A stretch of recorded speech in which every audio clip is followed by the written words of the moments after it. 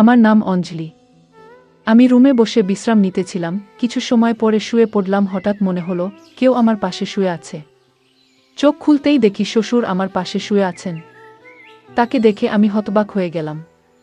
শ্বশুর আব্বা ভুলে গেলেন যে আমি তার বউ নই। আমি তার ছেলের বউ। শ্বশুর আব্বা নিজের বউ মনে করে আমাকে ঝাপটে ধরলেন।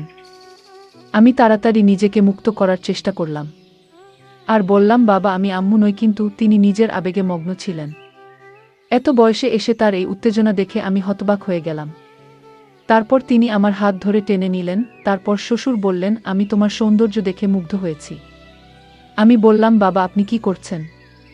আপনি ভুলে গেছেন আপনি কার সাথে আছেন? এরপর যে ঘটনা ঘটেছে তা আমার কাছে খুবই ভয়ানক ছিল। আমি অনেক সুন্দর দেখতে শরীরের গঠন, আর নাই বা বললাম একটু স্বাস্থ্যবতী হওয়ায় আমাকে নাকি আরও বেশি সুন্দর লাগে। এটা সবাই বলতো। আমার স্বামী অমল বাইরে কাজ করতেন এবং বাড়ি ফিরে বিশ্রাম নিতেন। আমি গত কয়েকদিন ধরে গৃহস্থলীর কাজের চাপে আমি খুব ক্লান্ত ছিলাম। আমরা নববিবাহিত আর অমূল্য চাকরি পেয়েছেন। তিনি আমাকে তার সাথে বাহিরে থাকার জন্য নিয়ে যেতে চেয়েছিলেন, কিন্তু বিয়ের খরচের কারণে আমি তাকে বললাম, তুমি আগে স্থায়ী হয়ে নাও, পরে আমাকে নিয়ে যেও। আমার স্বামী কাজে চলে যাওয়ায় অমলের পরিবারের সাথে যেতে হয়েছিল।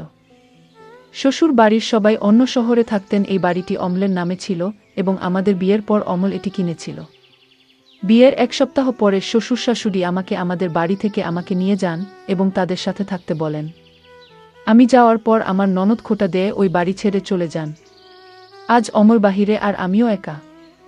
অমল তার বাবা মাকে আমার কাছে রেখেছিলেন যাতে তারা আমার সাথে থাকতে পারেন।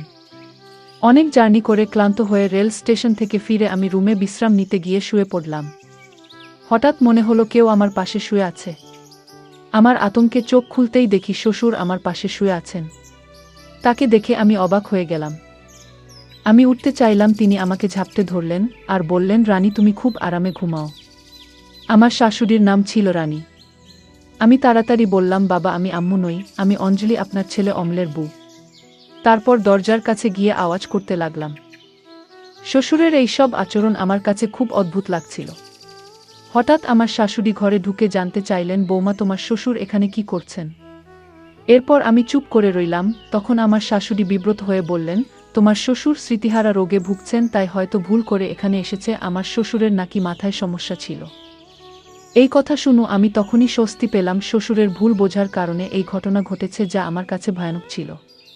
কিন্তু আমার শ্বশুর কি আসলে স্মৃতিভ্রষ্টতার কারণে ভুল করে আমার ঘরে এসেছিলেন, নাকি অন্য কোনো উদ্দেশ্য ছিল? আমি ওই দিন দরজা বন্ধ করিনি। আমরা তিনজনেই এই বাড়িতে থাকতাম। যোহক আমি আবার শুয়ে পড়লাম, কিন্তু ঘুমাতে পারছিলাম না। আমার স্বামী এখন বাইরে থাকে, তাই আমাকে শ্বশুর শাশুড়ির সাথে থাকতে হয়। প্রায় 2-3 মাস ধরে আমি একাই ছিলাম। বিবাহিত হওয়ায় স্বামীর ইচ্ছা মেনে নেওয়া ছাড়া আর কোনো উপায় ছিল না। হঠাৎ আমার স্বামীর পরিবার, আমাদের 4 পরিবার আমাদের বাড়িতে বেড়াতে এলো। আমার শ্বশুর স্মৃতিভ্রষ্ট ছিলেন, যা আমাকে চিন্তিত করেছিল। আমি বিয়ের আগে এসব কিছু জানতাম না, কিন্তু এখন বুঝতে পারলাম তার সাথে থাকা খুব কঠিন হবে। বিয়ের পর পুরো 1 সপ্তাহ শ্বশুর শাশুড়ি আমাদের বাড়িতে ছিলেন। সেই সময় শ্বশুরের অসুস্থতার কোনো লক্ষণ আমি দেখিনি, কিন্তু অমল চলে যাওয়ার পর তার স্মৃতিভ্রষ্টতা প্রকাশ পেল। এ অবস্থায় তার কাছে যাওয়া বা তার যত্ন নেওয়া কঠিন হবে। আমি সারারাত এ বিষয়ে ভাবতে ভাবতে সকালে রান্নাঘরে গেলাম নাস্তা করতে। ঠিক তখনই আমার শ্বশুরের কোনো সমস্যা হলো। সে আমার রান্নাঘরে চলে আসলো। আমি চিন্তিত হয়ে এভাবে বললাম, কি ব্যাপার বাবা, এভাবে হাঁটছেন কেন? তিনি বললেন, অঞ্জলি তুমি খুব সুন্দর, তোমাকে খুব ভালো লাগছে। এই বলে আমাকে পাজাকড়ে ধরলেন। আমি বললাম, বাবা আপনি কি করছেন? তিনি বললেন, অঞ্জলি আমি তোমাকে নিয়ে রোমান্স করব, তোমার সৌন্দর্য দেখে আমি মুগ্ধ হয়েছি। আমি বললাম, বাবা আপনি কি ভুলে গেছেন আপনি কার সাথে আছেন? আমার শ্বশুর বলল, আমি জানি আমি কার সাথে আছি। সে আমাকে কাছে পাওয়ার জন্য পাগল হয়ে গেছিল। আমি তার এই উত্তেজনা দেখে হতবাক হয়ে গেলাম। এই সময় হঠাৎ মা ঠান্ডা হাওয়া খেতে খেতে বারান্দায় এসে জিজ্ঞেস করলেন, কি ব্যাপার অঞ্জলি, কোনো সমস্যা আছে? আমি উত্তর দেওয়ার আগেই আমার মা শ্বশুরের হাত ধরে তাকে রান্নাঘর থেকে নামিয়ে নিলেন। তিনি বললেন, বিয়ের স্মৃতিভ্রষ্টতার কারণে ভুল করে এখানে এসেছে। আমার কথা আমার মাও শুনলেন না। পরদিন অমল ফোন করল। আমার শাশুড়ি মার কাছে আমি ফোন চাইলাম, কিন্তু শাশুড়ি মা এসে বললেন, বৌমা তুমি তোমার বাবার ব্যাপারে অমলকে কিছু বলো না, নইলে সে টেনশনে পড়ে যাবে। এরপর বললেন, অমলের একটি গুরুত্বপূর্ণ মিটিং আছে। রাতে ফোন করবে তখন কথা বলো। আমি সারারাত অপেক্ষা করেও অমলের কোনো ফোন পেলাম না। আমার শাশুড়ি পাশে বসে টিভি দেখছিলেন। আমার শাশুড়ি বললেন, বৌমা, তোমার শ্বশুরের ব্যাপারে অমলকে কিছু বলো না, তাহলে সে অনেক টেনশনে পড়ে যাবে। আমি বললাম, শাশুড়ি মা, বাবাকে ওষুধ খাবান, শ্বশুরের স্মৃতিভ্রষ্টতা বেড়েই চলেছে। আমার সবচেয়ে কষ্টের বিষয় ছিল শ্বশুর মশাই শুধু তার বউয়ের ব্যাপারে ভুলে যেতেন, বাকি সব কিছু মনে রাখতেন।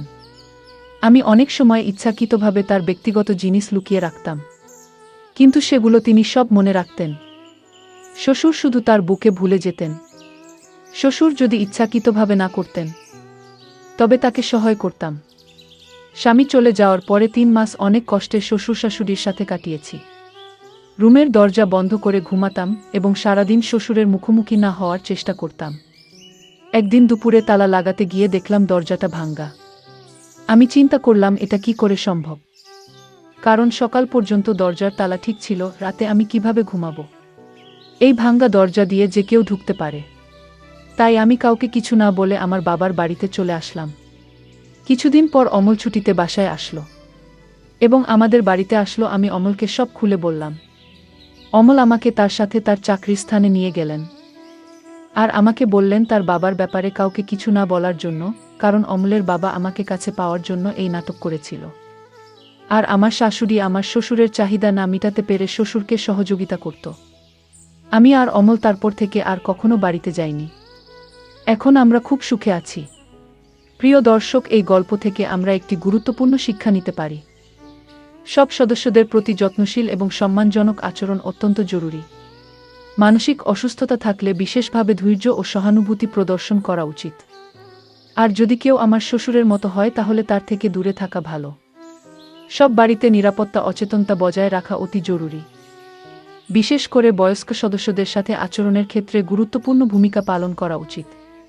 সম্পর্কের প্রতি ভালো যোগাযোগ ও মূল্যায়ন একে অপরকে বুঝতে সাহায্য করে এবং সম্পর্ককে শক্তিশালী করে। আমাদের প্রতিটি পদক্ষেপ আমাদের ভবিষ্যৎ গড়ে তোলে। সাবধান থাকুন এবং আপনার পরিবারকে সঠিক মূল্যায়ন করুন। এই গল্পটি কেমন লেগেছে জানাতে ভুলবেন না এবং আমাদের চ্যানেলটি সাবস্ক্রাইব করতে ভুলবেন না। ধন্যবাদ বন্ধুরা।